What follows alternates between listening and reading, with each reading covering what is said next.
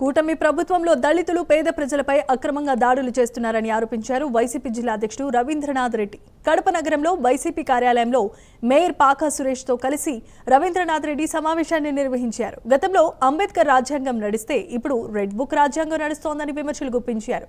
SIT నివేదిక వచ్చిన తర్వాత కూడా ప్రజలను తప్పుదోవ పట్టించి వైసీపీ నాయకుల ఇళ్లపై దాడులు జరిపించి దుర్మార్గంగా వ్యవహరించారని ఆరోపించారు. సో ప్రతిపక్షాలు అనేది భయపడిపోయే విధంగా వాళ్ళందరినీ కూడా ఇంత దుర్మార్గంగా చేస్తున్న పరిస్థితి గతంలో ఎప్పుడూ లేని పరిస్థితి.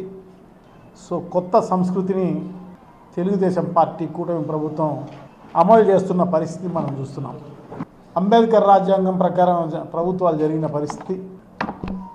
సో ఇప్పుడు రెడ్ బుక్ రాజ్యాంగం అని చెప్పేసి జరుగుతున్న ఇంత దుర్మార్గమైన దీనికి తప్పకుండా ప్రజాస్వామ్యవాదులందరూ కూడా ఖండించాల్సిన అవసరం తప్పకుండా ఉంది. సో వాళ్ళు అదే కాకుండా సొంత సిట్టు వేసి సొంత మనుషులతో సొంతంగా ఎవరైతే టీటీడీకి అనుకూలంగా ఉన్న అధికారులు ఉన్నారో వాళ్ళందరితో వేసి వీళ్ళందరినీ ఇరికిచ్చే కార్యక్రమం చేసిన పరిస్థితి కూడా చూడడం జరిగింది.